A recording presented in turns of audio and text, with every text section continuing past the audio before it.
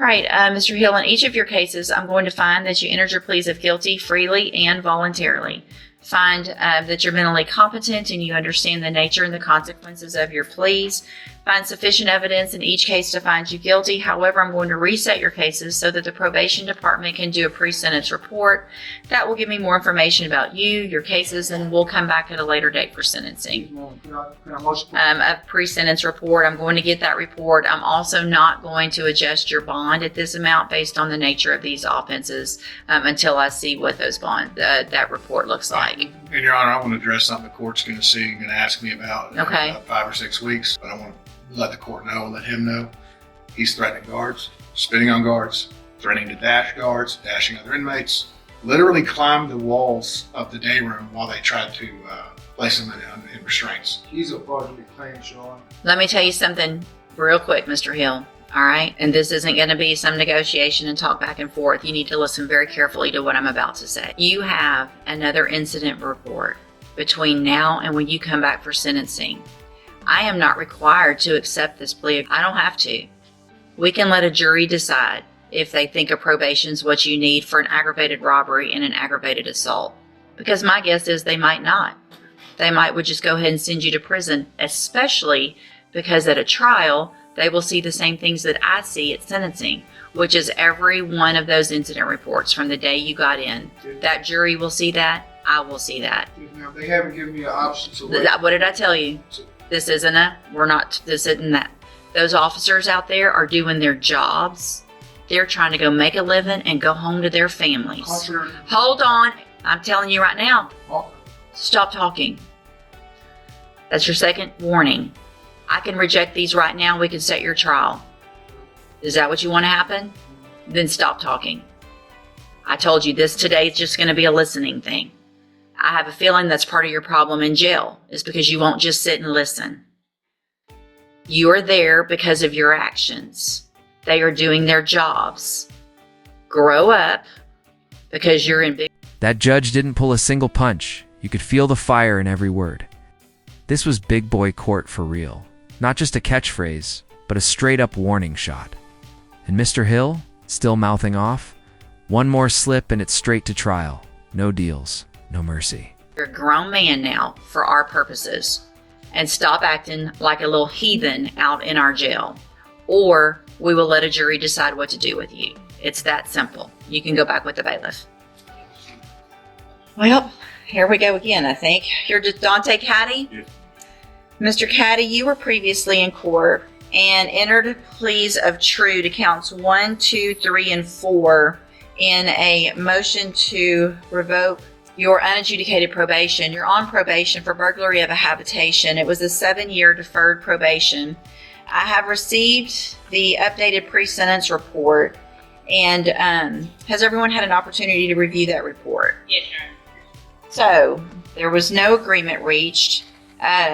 Ms. Holmes, you may proceed. Thank you, Your Honor. I've discussed the MTRP with Mr. Caddy. He has pled true to the violations involving the thefts that occurred at Target location in Port Arthur, successfully complete the ISF program in 2023. He did complete, I believe, both tracks of ISF, which shows that he can make appropriate decisions and follow directions and complete tasks that are given to him. Within the last year, he obviously made, Mr. Caddy is asking for another opportunity to be continued on probation. We do see that the recommendation from the department, it states that the revocation is recommended. However, if the court elects to continue Mr. Caddy on probation, that he remain off the premises of Target and that this be reviewed in 3 months to monitor. Is very sick and ill, and he does help to take care of members in the household. Your Honor, Mr. Caddy would also like to address the court as to this situation, but we are asking that he be provided the opportunity. We see that he obviously has been afforded an opportunity in the past with ISF, but we believe that if he's given the opportunity again, that he can get steered back on the right track. Would you like to address this? Yeah, listen. Go ahead. Thank you. I know I made a lot of mistakes, dumb mistakes, but I just ask that you please consider reinstatement. Back when you got your original pre-sentence report in 2020, I'm looking back at that. And when they talked to you that day, there's a quotation from you. I'm trying to change my attitude and my drive to do better in life. I want to learn control my anger and patience. I think I will do good. I understand the do's and don'ts. Okay, so that was back in 2020. Then shortly after that, you quit reporting. And you were gone for SF to help you do those things that you said you wanted to do, make better decisions and do that. Sent you to both tracks of ISF, which most people can't even do. They don't do that anymore. We have to pick one. So you got all the help you needed. Drugs for better decisions. Completed that April 14th, 2023. And then in June of 2024, you pick up the June and then July, 2 new theft cases after you've already been sent to ISF and given those opportunities. It's honestly sad. You want to root for a guy like Caddy. He's got people who care. He sounds sincere. But this isn't his first "I've changed" speech. The judge came prepared.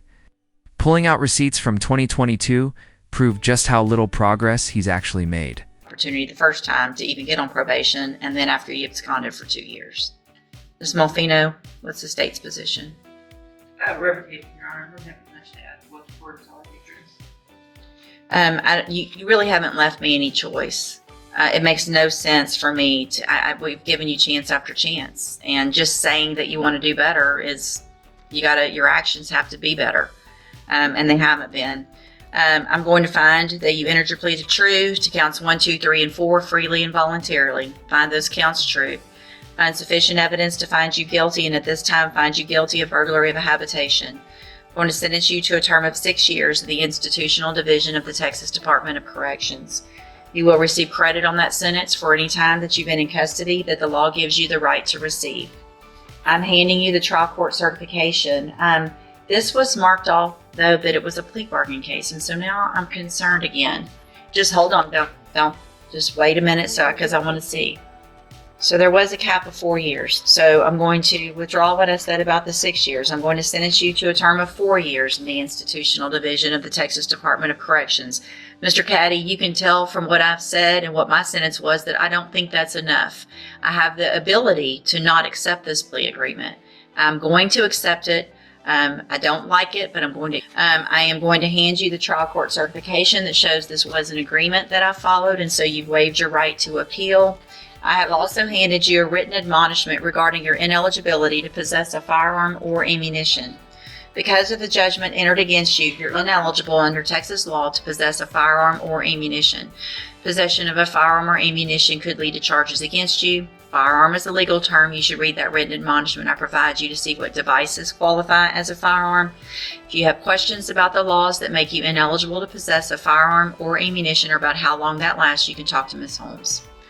I hope you take advantage of this shorter opportunity and get the help you need to get out and make better decisions. That moment when the judge cut it from 6 years to 4, you could hear the frustration in his voice. Asterisk, I don't like it, but I'll accept it. That's when it hit. This wasn't about second chances or redemption. Paperwork saved him. Nothing else. The bailiff.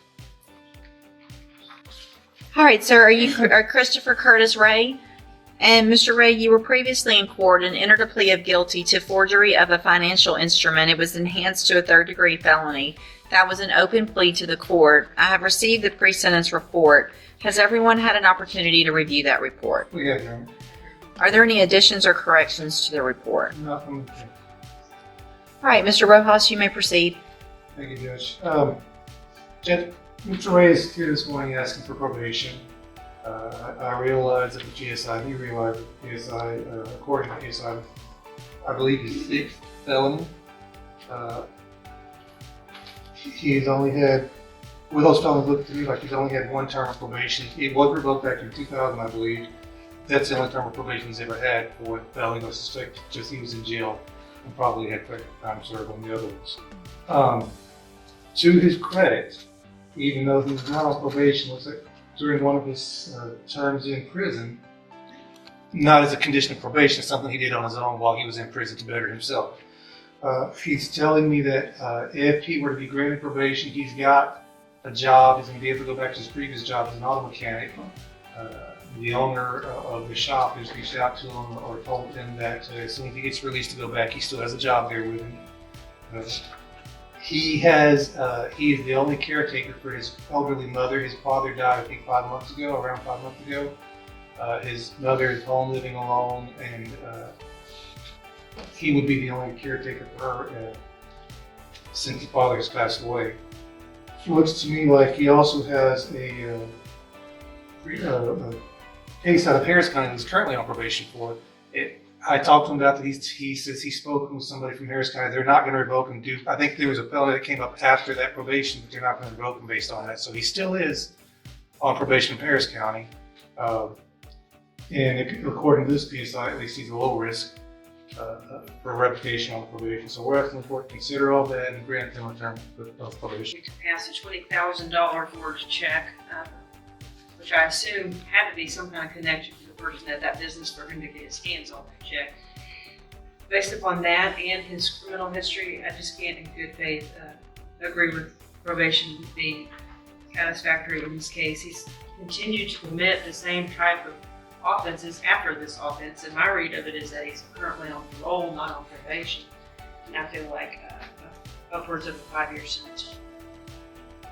It looks like I think the way I read it, he's on parole and probation I believe that's for 2 felony offenses that were committed after this one was committed, and this one was committed after 3 felonies convictions. I mean, Mr. Ray, really, what Mr. Rojas said about you going to safety in the past and bettering yourself is great, and the fact that you went to ISF just in 2019, and that after that, I mean, it kind of totally just diffuses his whole argument, and he's trying to pull out anything to help you, and I appreciate he's doing that, and you should too. But all it does is point out to me that you have all the tools and you continue to break the law, and the same thing of forgeries and burglary and fraudulent use of possession. I mean, it's just stealing from people or places, and I agree with Ms. Malfino. I can't in good faith put you on probation. It doesn't make any sense to me whatsoever. I'm going to find that you entered your plea of guilty to forgery of a financial instrument freely and voluntarily.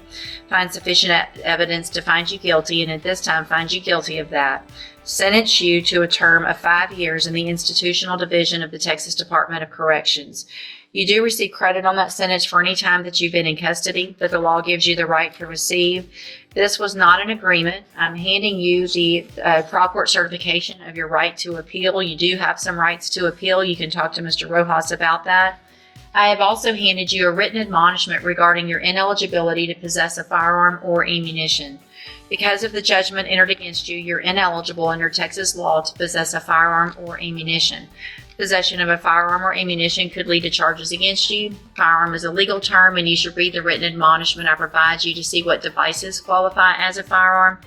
If you have questions about the laws that make you ineligible. Mr. Ray made a solid argument.